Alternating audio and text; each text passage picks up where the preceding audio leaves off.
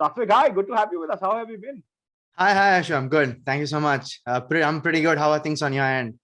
Things are good, Satvik. Things are getting better, and Uh, I think all of us are coming out of the woods, right? So Absolutely. yeah, I think Tough times. excited about the getting back to normal, right? I think that's Absolutely. fantastic. Satvik, I mean, this is going to be an exciting discussion, right? And why do I say that? Is because what you're doing is something which is extremely powerful, very breakthrough, right? I mean, we talk of Bharat, we talk of many layers across India, right? And we talk of homogeneity, we talk about consumption, right? Uh, but there's a huge hurdle, right? And that hurdle is that of language, right? And here Absolutely. you are enabling that, right? Seamless possibility of communication, right? And that makes it very special, right? In that sense. Absolutely. Also, the fact that you're a fairly early stage company, you work extensively on creating IP, something which is not necessarily something that you very or very consistently that you see across startups coming out of the Indian market, Indian startup market. So yeah, I think with all of that, it becomes an exciting conversation, right? And Absolutely. I'm looking forward to this one. So Sadvik, before we dive into discussing Vitra, I'd love you to take us through your background. And with that we start. Absolutely. I mean, about me, I've been coding since I was like 14 years old, actually, right? I mean, it's been a long time since I've enjoyed programming and stuff. And from way back in the days, obviously, So uh, you're the white hat junior ambassador. 2 decades back, right? So yeah. So yeah, absolutely. So from way back in the days, and obviously during my engineering days as well, right? I built a lot of applications. The mobile apps was the big thing back then. Right, And I went on to work with a couple of startups as well right, as big companies like Cisco, VMware, Avi Networks, etc.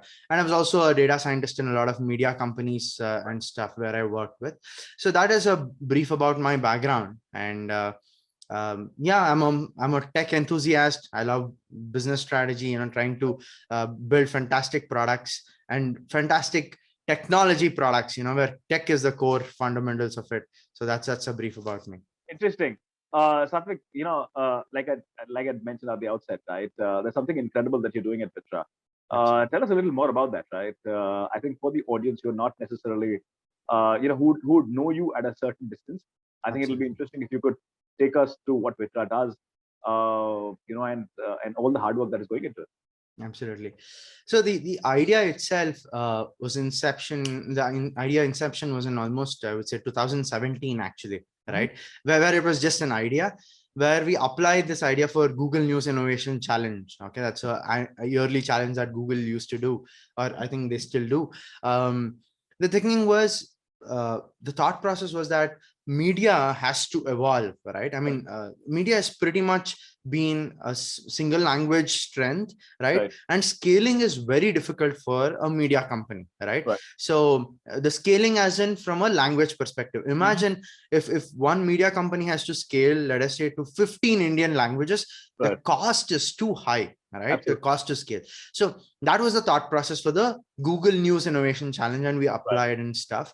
right, And obviously we didn't get selected for the innovation and stuff, right, but in 2019, I was pretty serious to quit my job and start something full time. I had right, literally like a set of 10 ideas, right, and this idea stood apart in every single way, right? right, I mean, no, there's literally zero competition in the market on right, the AI side of things. right. And if people, I mean, I spoke to a couple of people and asked them, how would it be if I give you a video and it gets translated to Right, various languages? People loved right, it. It had that wow factor. And right, and the other obvious thing was, to solve this in a technology way, right? right, The programming and stuff, it was literally one of the toughest problems, and right. that gave me that joy. So I thought it met all of my criteria, so we went ahead and started working on that. Interesting. And at the core, what Vitra.ai does is, we have a translation engine which is context aware, right? All right. So today, I would say we are one of the first companies in the world who translate video translation, that's videos, your Right. podcasts, your texts, and even images in the coming weeks, right? Interesting. So any format of content in the world, we can Right. translate it for you. Very interesting. That's So you, what and Vitra you does. say images, right? I mean, what? How do you translate images? I mean, what Whether happens it's there? your Instagram post, whether it's anything for that matter, it Interesting. just automatically gets translated. And Interesting. with the font, with the colors, everything, right? That's what. Very interesting. Of course, I want to jump on to, asking where you are currently, but I think I'm gonna, before that, I have a very important question, right? And I think which is also a moat that you have at a product level, right? Absolutely. Is that you have many patents, right? And I Yes, think you've absolutely. chosen that route, Satvik, right? Where Absolutely. you've actually gotten 5 patents, if I'm not wrong, Yeah, right? we've already applied for 2 patents and 5 more in the pipeline. Right. So that's being applied. So yeah. Satvik, tell me a little more about that, because I mean, that's not usually what most companies go after, right? I mean, when you're operating in a market like India, which is which is kind of ready, where everybody's kind of raving about the demographic dividends, right? Where the possibility of consumption is very high. IP is something that does not necessarily falls under the priority list, right? If I True. can put it that way, right? And I True.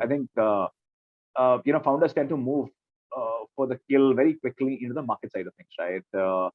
Even if there's work that happens on the IT side of things, that's not something that we hear about, right? But I True. think in your case, it's very different, right? As soon as you started to work on this, as soon as you kind of broke it down at a product level, you went in for registering your IPs, right? Tell us a little more True. about all of those So IPs that you have. that's been, I would say, the fundamental culture itself, right? Sure. Even before we had our first rupee of revenue or first Got it. dollar of revenue, we Sure. had like 2 patents applied already, right? Okay. And even before, I would say we got into accelerators or anything Right. for that matter, Got it. formally, right? So the first thing that we did right after we created our company was apply 2 patents, Sure. right? So because the reason is, some of the technology that we're building, as I Right. said, has zero competition even globally, right? Right. At least to the extent at which we have built the product, right? Uh-huh. There are some products which are still in beta and not released Right. at all yet, right? Right.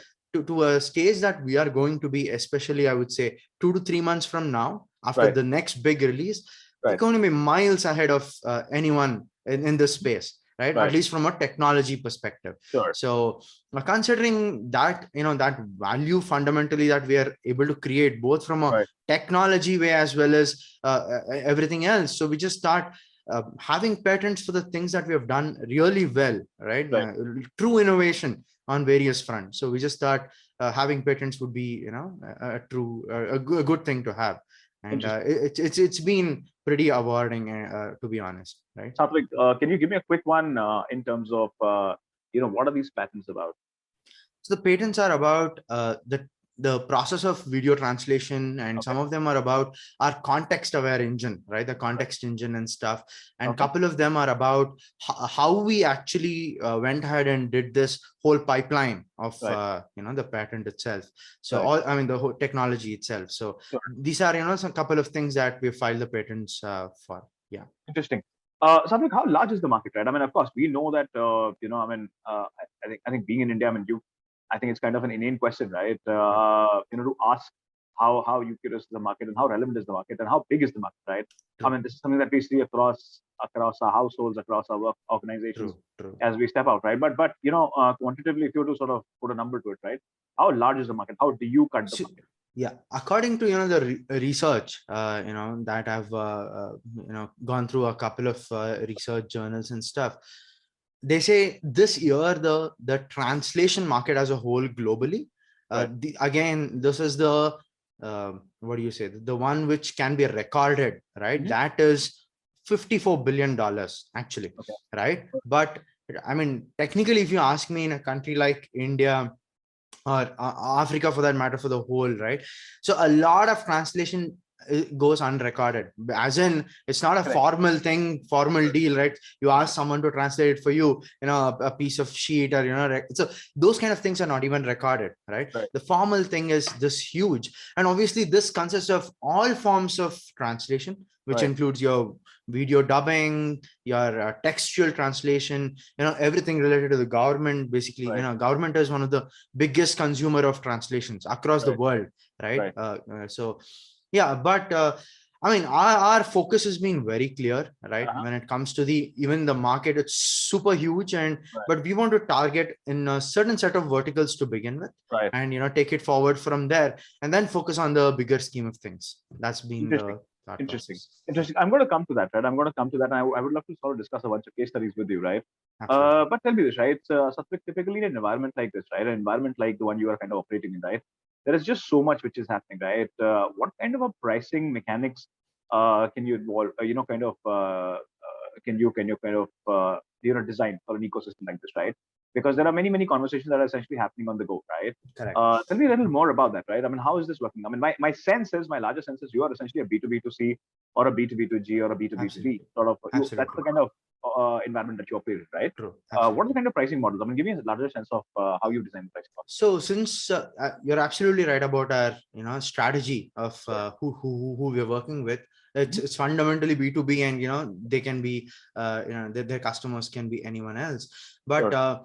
talking about the pricing today, it's been either subscription based, right? We Right. discuss on the volumes and go on a subscription Sure. based model, or the other model has been an enterprise pricing, enterprise deployment kind of a model, Mhm. where we either deploy in the enterprise or even a custom deployment at our own cloud, and we Right. discuss about an enterprise kind of a model, right? Which is Mhm. an annual thing, a Right. strategic thing. So something Sure. like that, which is completely just based on the volumes, right? Right. So these have been the two fundamental things Okay. that we're working on at the moment. Interesting. Interesting. But it must be very difficult, right? I mean, because there's so much of exchange which is happening. There's so much of volume when you're talking about content, right? Mhm. And I can just think of, say, for example, TV channels, and I can think of, Yeah. OTT now, right? And so much of content being consumed, right? I think, are you there from a pricing model standpoint? Or is this something which is still a work in progress and you're still evolving on various possibilities and combinations? So we are, I mean, absolutely we are evolving, no doubt, right? I mean, even one of the biggest company in this space would still be evolving, because the things Right. things keep changing every Right. single day and stuff. But from a price point, what I would say is today how we have structured this is based on volumes very Hmm. clearly, nothing Right. else, right? Right. So depending on the volumes, whether you would give uh, 10 hours of content per month from a video translation perspective, 10 hours, 100 hours, 1,000 hours, Right. whichever slab you fall under, right? Right. So depending on that, the pricing is decided. Interesting. Yeah, Interesting. And you're not kind of designing it from a consumption side. You're essentially doing it from a production side. absolutely. Interesting. Absolutely. Interesting. Safrik, which are some of the marquee customers that you have? Because this is something which, while of course we're talking, in my mind, I'm thinking the use cases, right? And there are quite a few that I can think of, right? And Absolutely. some very marquee players, who would need technology of Absolutely. this sort, right? Who've been struggling for the longest time, right? So who are, in your case, some of the marquee customers, you've acquired in the process? Absolutely. See, from our perspective, like I said, enterprises, like pure Sure. enterprises, they see this issue a lot, and we started Right. there, to be honest. So some of the biggest customers are ICICI Bank, ICICI Right. Securities, Right. and TCS for that matter. Mhm. And now we're working with HDFC Bank, right? We've Right. engaged with them, and it's been a good interaction, and Mhm. a couple of verticals with HDFC too. And on Right. the front of media, right, we've engaged with, I would say, more than 15 media houses Mhm. in India, right? Right. And all the top media houses of India. Mhm. And we've already worked out deals with India TV News, Reel on Right. Social, Right. and Z for that matter, Mhm. right? So some of Right. these. And on the front of edtech, I mean, the engagement on edtech has been pretty huge as well, because Right. education, the whole edtech space is booming. Mhm. And I would say one of our key customers that we're working with very nicely is Class Plus for that matter. Mhm. And the engagement has been with almost 70 plus other edtechs. So edtech is another space that we're trying to work with. So yeah, Very interesting. Very interesting. Something you'd mentioned about the government side, right? In absolutely. terms of as a use case, right? And of course, I've been there. I've worked with the government. I understand it's a fairly complex environment, right? And I think the natural sort of the way any government institution thinks is essentially welfare, right? And that's step True, number one, right? And that's true. essentially what they're supposed to do. Uh, but usually, what happens is, while of course the intention is there of welfare, it usually is a very long drawn process, right? When you're actually Absolutely. going out to sell, right? Absolutely. How has that experience been, right? And give me a little bit of insight into the engagement that you had with them. So first of all, to begin with, we were the winners of Tech Bharat Hackathon, Sure. last year. Right. So in the same space, Sure. the space of localization, translation, Right. and making education accessible to all. Right. Right, we were the first winners of that. And there we got a chance to talk to VTU, AICTE boards, right? Directly the vice chancellors and stuff. And there Sure. the interaction has been great. And some of the, I mean, I agree, absolutely agree, because the time taken to close something with government is pretty huge because of the Right. scale, right? I mean, the scale is phenomenal. It's like Right. literally 100 times the scale at Right. which we're working with any customer, right? Right. So that's been the thing there. And on the other front, we've also got inbound requests from the government of India itself, actually, Mhm. right? Right. So that is another path that we have taken up, and we're working very closely with the cabinet secretary in Mhm. there, and trying to work, and obviously demos and stuff, right? That's in the Mhm. pipeline. So we're looking forward to that. So that's been the relation, and what's happening with the Indian government side of the things. Right. But yeah, I mean, that's pretty much brief about that. So I mean, I agree that it would take time because of the volumes, the approval process, etc. Right. But from a long-term perspective, I think that should be one of the I would say a pretty big deal, and the value add that we can bring in is Right. pretty huge as well. Satvik, often what happens, and especially when you're dealing with government contracts, right, and government agencies, right, I think one thing they are very particular about is the intent getting communicated very clearly or not? I think that's True. number one. Number two, the audience that they're dealing with, right, there's a huge sense of fear, right, because they're not necessarily as technology savvy, right? Correct. Also, I think because many schemes that they run have a financial incentive, right? So the seriousness, and of course, then the cybersecurity, right, and cyber threats. That's another very large angle, right, in the entire scheme of things, right? And when you are applying a layer, which essentially helps, communicate in a certain language, right? It just opens up another complexity, right? Another angle to the Absolutely. entire scheme of things, right? How has the sensitivity been around those issues, right? Are they thinking of it at that level? Do you have the answers for all of these aspects, or how is this a work in progress, right? I mean, you're getting certain inputs and basis that you're kind of designing certain features, certain uh, angles which Mhm. could actually fit in well into their framework. Absolutely. From the perspective of security, right? Sure. Like you rightly asked, pretty much, we've made sure. I mean, obviously, even on the other front, right, on the private Right. side of things, some of the banks, the largest banks of India, right, are potentially our customers. Right. So on that front, security is being, something that's been worked on from ground up from day one, actually, Mhm. right? So security is pretty much handled well, so Mhm. far so well, I would say. And on the other front, the nuances of the language, like you rightly asked, things have to be communicated in the right way, especially at that level. Right. So I agree, and that is one of the biggest reasons why we've even from the day one, right, we've Mhm. not built yet another translation engine, right? Right. It's fundamentally called the context aware translation, Sure. where the translation is completely contextual and Right. tries to understand the meaning in the context of the current set of things that is being spoken around, Right. right? And that's how the context aware translation works. Sure. So pretty much, I would say, overall it does a pretty good job. Mhm. But I mean, I absolutely agree when it comes to some of the terminologies and stuff, it might get impacted, but that is the reason why we're constantly building our glossary, constantly building our context awareness, every single month with Right. new and new data, and trying to figure out how we can improve it. And today itself, like for most of the content that we've given live demos to, Right. right, to our customers, uh, I mean, they just love how contextual it is.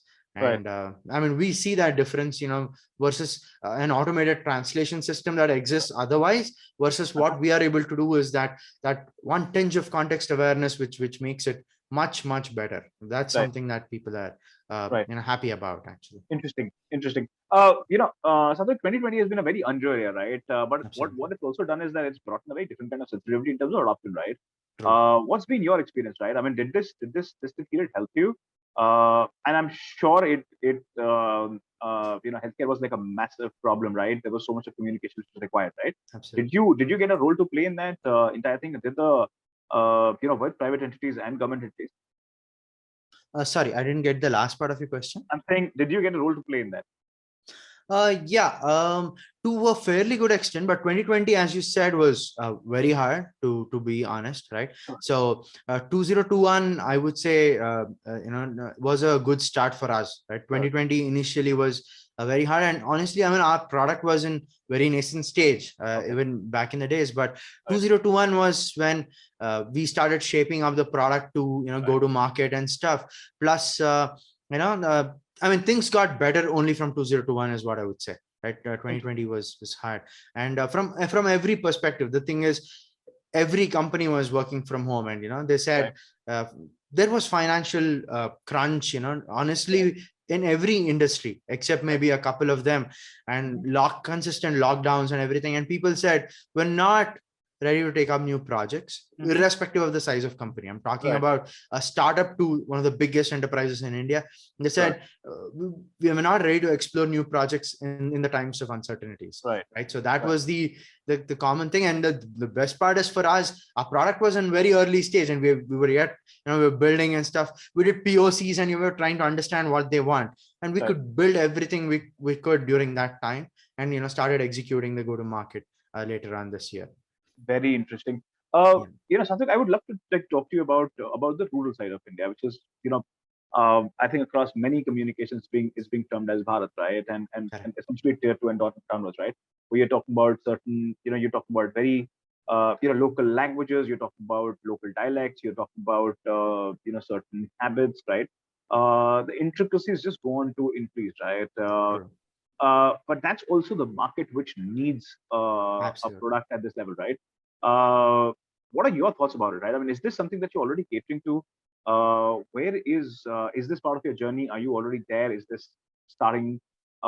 What's the position on Bharat currently? So when it comes to Bharat, to be honest, we cover, I would say, the top 8-9 languages of India. Right. So if you observe from volume wise, the number of people who talk these languages, I would say we even cover 85% of India's volume when it comes to the population, what languages they know fundamentally.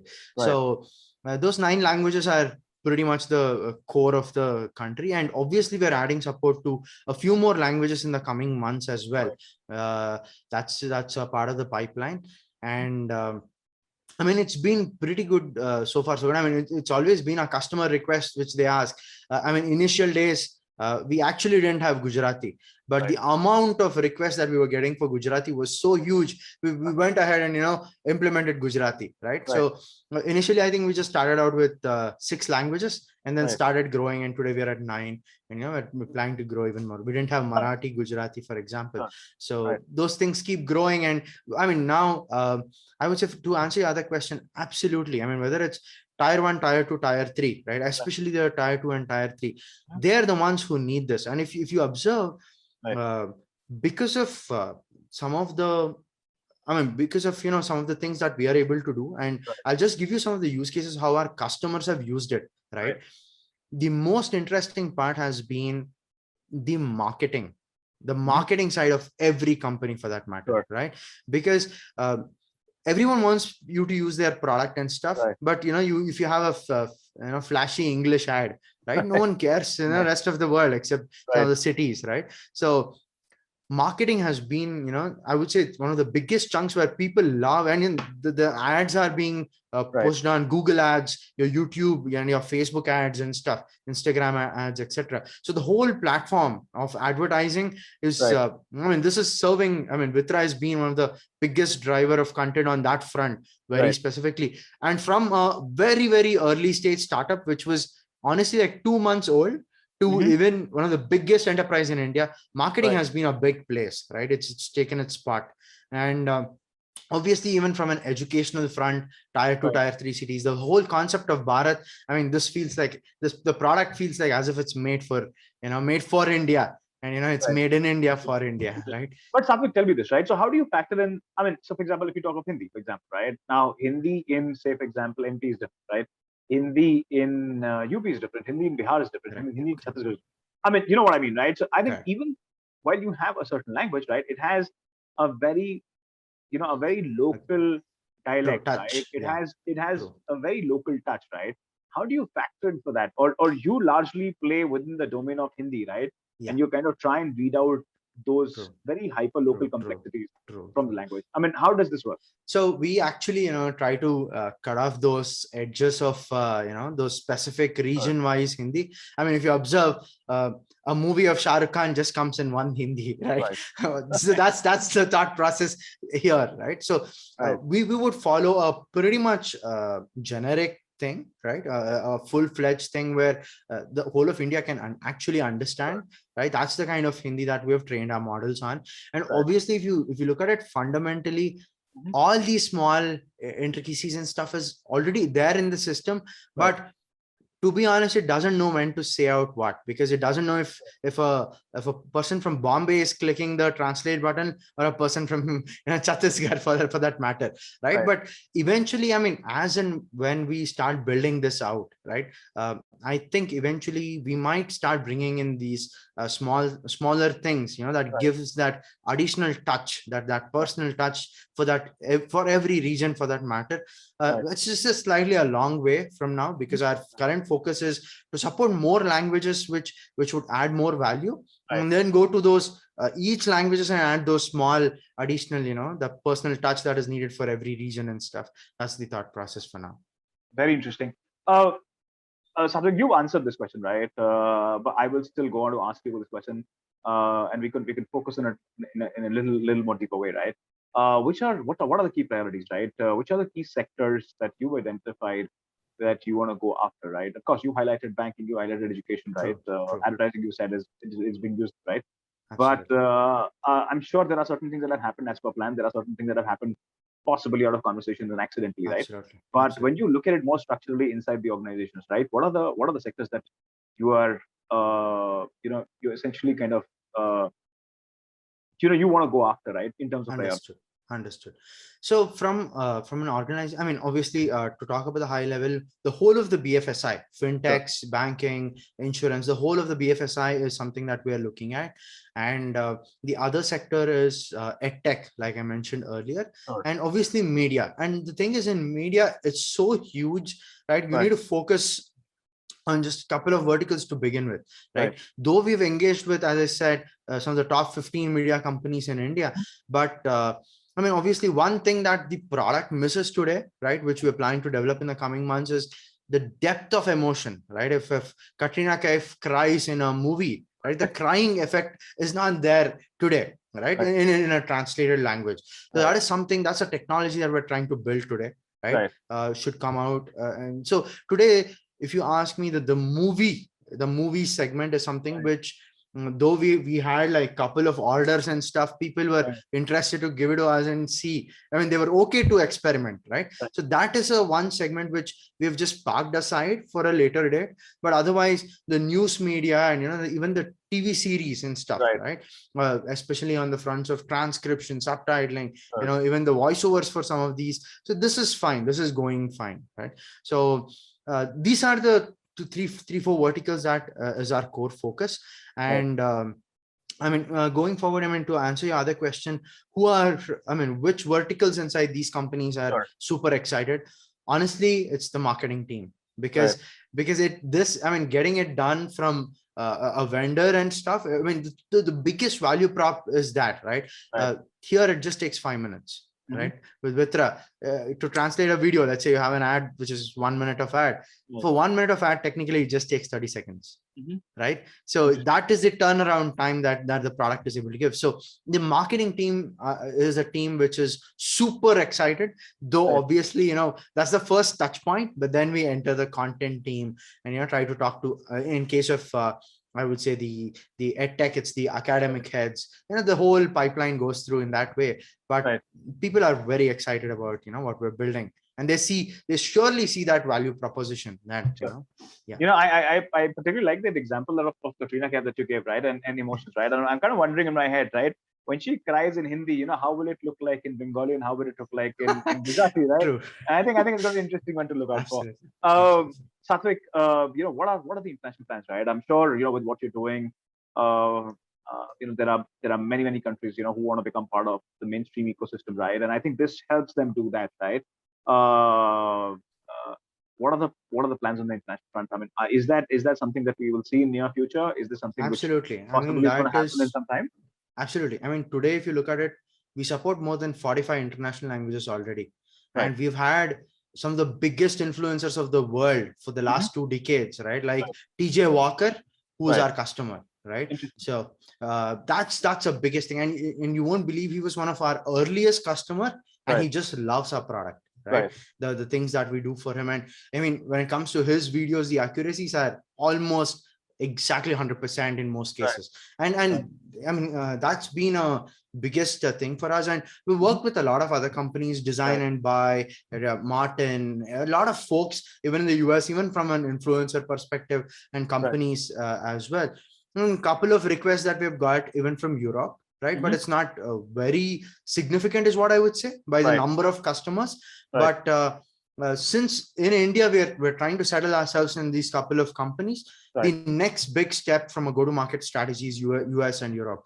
Because if you observe very closely, India and Europe are no different. It's exactly the same, right? Every 100,000 miles, you see that there's a new language. And there is that absolute need. And someone who wants to enter Europe, they don't just say, I'm just going to enter Germany, right? They look at the whole Europe as a whole, and they want to enter, go to market there. So our strategy would help things there, right?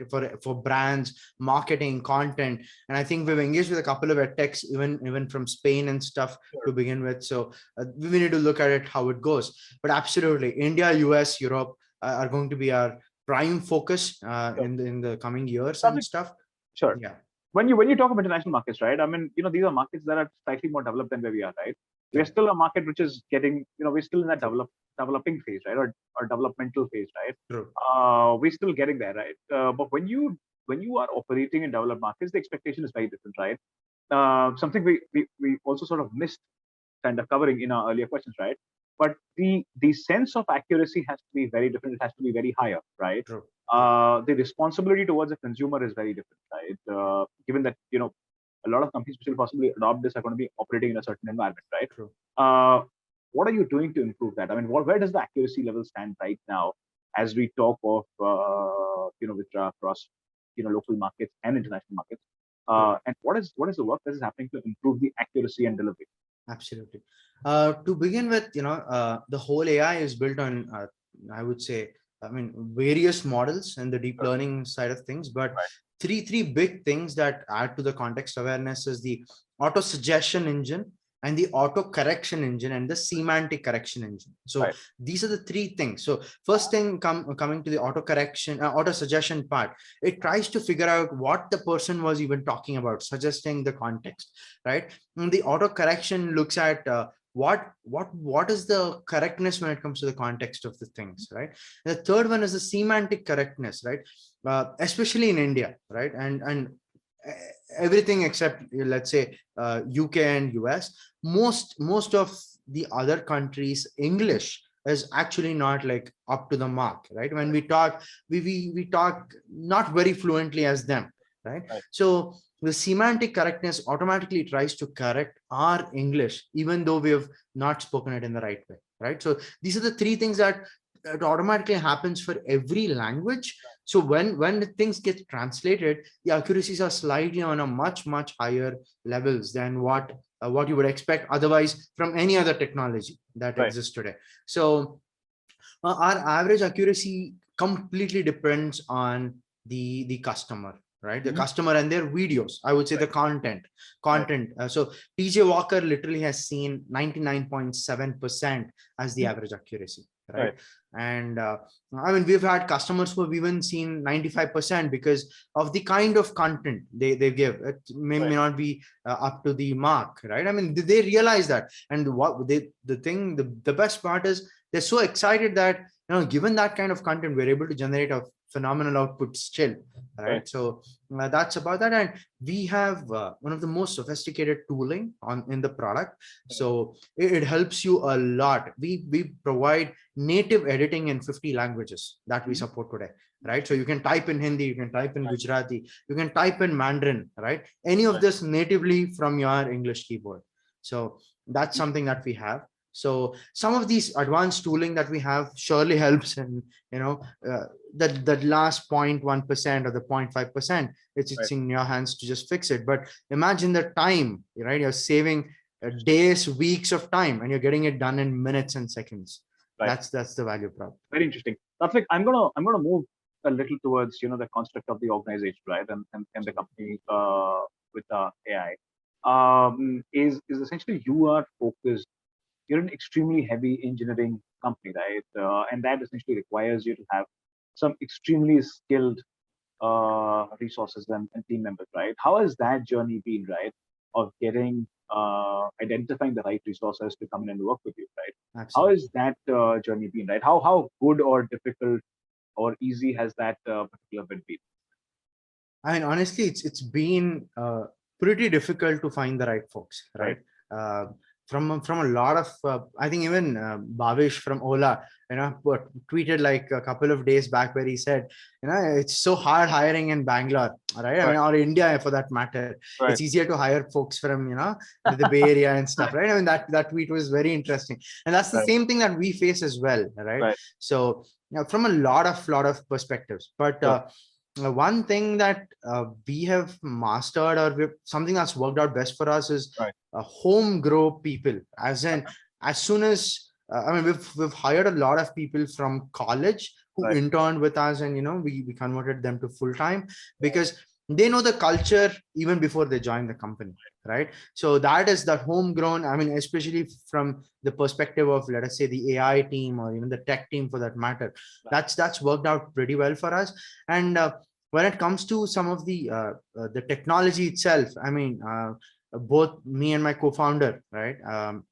We've been able to manage and mentor folks, and we've hired a phenomenal engineering manager as well as a product manager, right? So these two people have helped us a lot in the journey, and trying to structure things. Obviously, as a startup, it's all chaos in the initial days, right? You literally do every single thing that you want to do, and you end up unstructured, especially during the early stage when you're doing POCs and stuff. And today, when we are we're working with big customers, and things have to be at least semi-structured, and the deliveries have to happen to the customers, etc. We're working with a pretty good team right now, and we're planning to grow the team in the coming days and weeks as well. We're constantly working on the team building, and it's very, very hard, honestly, right? Something also what is important is you're essentially operating in a B2B sales environment, right? Now B2B sales environment is also, and which is also a subset of the team question that I asked you, right? Is that any company which is building an enterprise tech play, right, has two very solid, significant sides, right? One is, of course, the engineering side of it, which we kind of mentioned about. Second is the sales side of it, right? Because it requires a lot of persistence, right? What you're dealing with is not one individual who's going to be a decision maker, but many people, right? And it's a cost center that they are taking a call on, right? Improving the cost center, right? And it could be a process which could be extremely frustrating, with a lot of fatigue, with a lot of delay and all of that, right? Absolutely. How have you cracked for this? I mean, how large is the team on that front, right? And what is the process that you follow on acquisition of a customer? So absolutely. I mean, engineering is one side of things, right? The other side is the sales, and I mean, adding to the usual B2B cycles and the time it takes.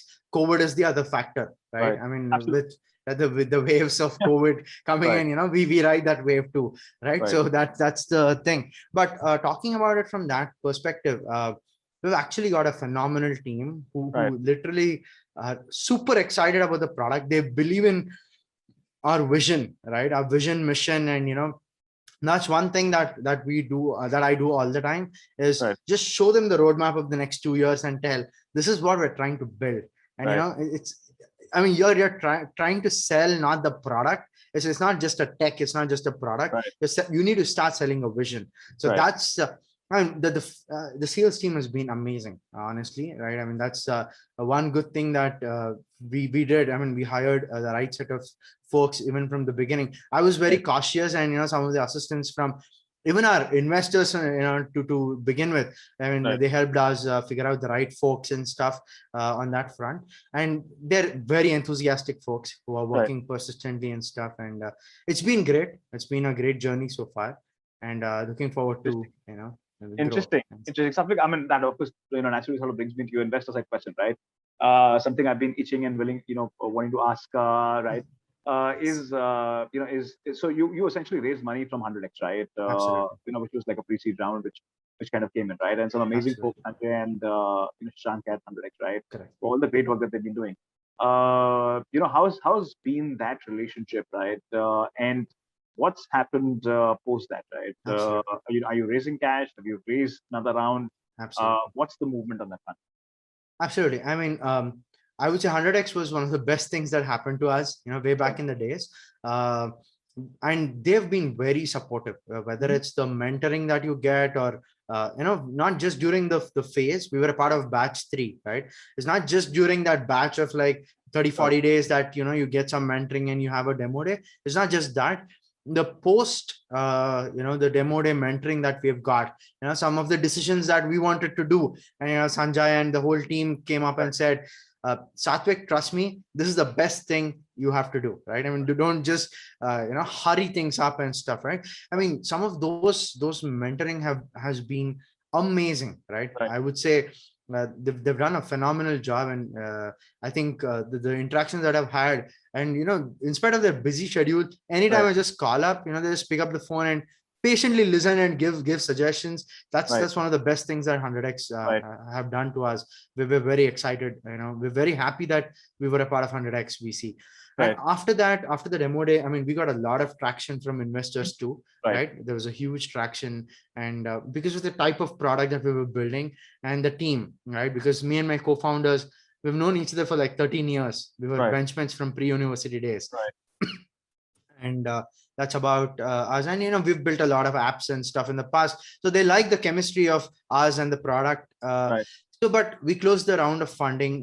It was led by Inflexer VC and a Sure. set of strategic angels. Right. And we've closed our seed round of funding right now. Mhm. At the moment, we're not planning to raise a new round of funding in the Right. near short term.